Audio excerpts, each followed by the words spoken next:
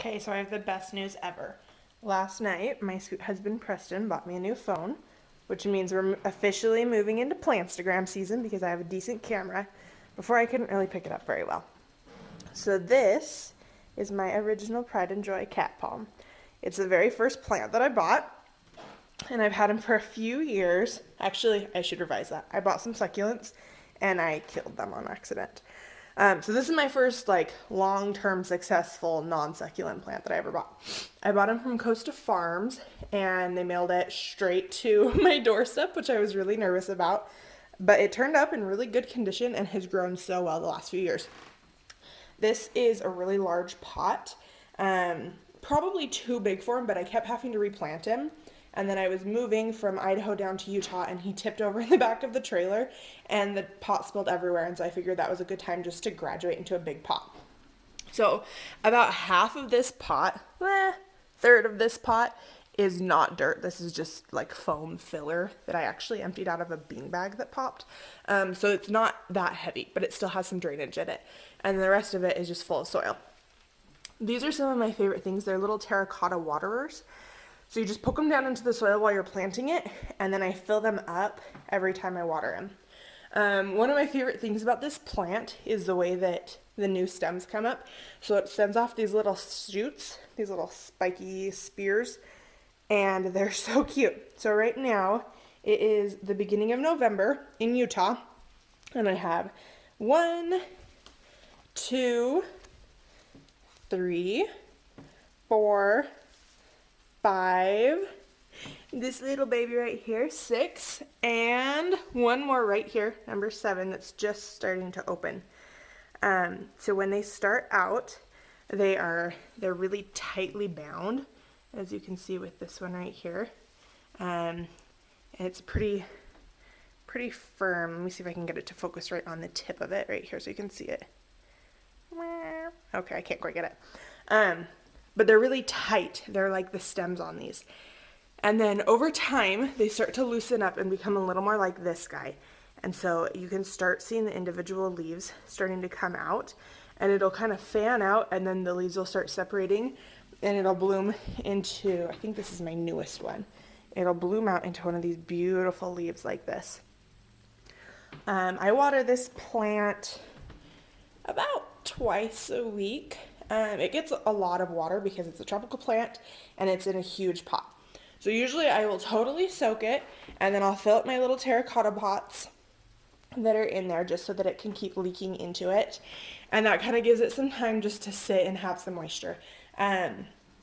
This plant I have never really worried about overwatering. I'm sure you can do it, but in Utah it's dry enough that it hasn't been a huge concern.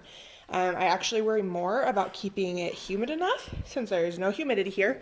So I have a little spray bottle that I just spritz it down with every couple days. So I just take and, make it think it's in a rainforest here. And I find that keeps it pretty happy, and it prevents a lot of the browning. Right now, I have a lot of browning on some of these tips, and if you see this one, this leaf has been pretty massacred. My absolute biggest struggle with this plant has been spider mites, which they sound in some ways way more scary and way less scary than they actually are. They totally aren't going to hurt you. They're only going to hurt your plant, but they are going to destroy it. So every few months, I get a spider mite infestation in this plant, and it drives me insane. They get right up here in these little crevices in the leaves.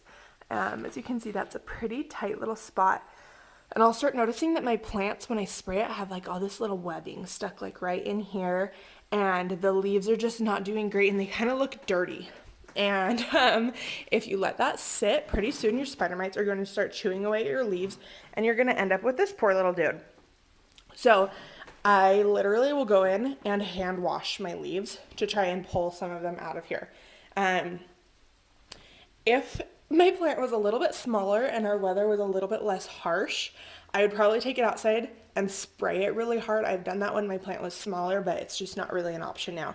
But that's something you can do. You just have to get it clean. Get them off of your leaves, I found, is the biggest thing. I've used pesticides and sprays and all these things, and my poor plant just dies on them. So I found that the best thing has been going through and actually just cleaning my leaves off.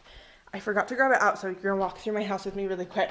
But I have 2 pesticides that I just started using that have been really, really good for this plant. So they are, one of them, this back one, is one I've been using for a long time actually. It is a spray that you spray just all over your plant every once in a while. Make sure that you are away for the day and can open a window because it's pretty freaking toxic.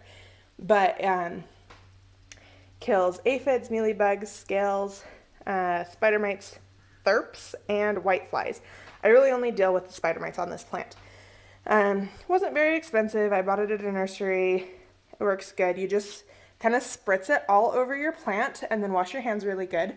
And don't get it so wet that your leaves are dripping, but that one helps if you're in the middle of an infestation. But this has been an absolute game changer. Same brand. I found this a few months ago at a nursery. Somebody recommended it to me. And it's one that it's a powder. Let me open it up so you can see what it looks like on the inside. It's like that brown. I can't quite get my camera to focus on that. But anyways, it's a powder that you're going to sprinkle just like all around the roots, and then you kind of stir it in just lightly and water it in. And it basically makes it so that as your plant is breathing and metabolizing, it's making it so that the infestations don't want to be on your plant. That has been an absolute lifesaver for me. I have not had an infestation since I started using that, which is really nice because this plant takes forever to wash. But yeah, so this is my cat palm. I absolutely love it. I would definitely recommend it if you are up for a little bit of a high maintenance baby. It's beautiful. It takes up a ton of space, so make sure you have some space for it and some decent lighting. It starts out a lot smaller than this, but they grow fast. One last thing.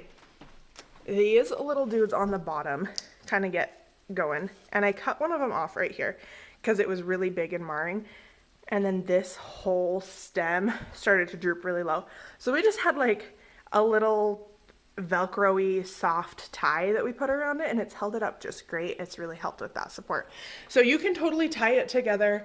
As your leaves start to yellow, you'll clip them off. I've got one right back here. I think this dude will be my next to go. If you look at it, he's just starting to yellow out, and he's kind of dead on the ends, and they're not super pretty anymore anyways. But as you trim those off, it gives room for more growth. So I would totally recommend it. I love my cat palm. He's a beautiful addition to the room. And just a fun plant. So this is my starter baby. Thanks guys. Bye.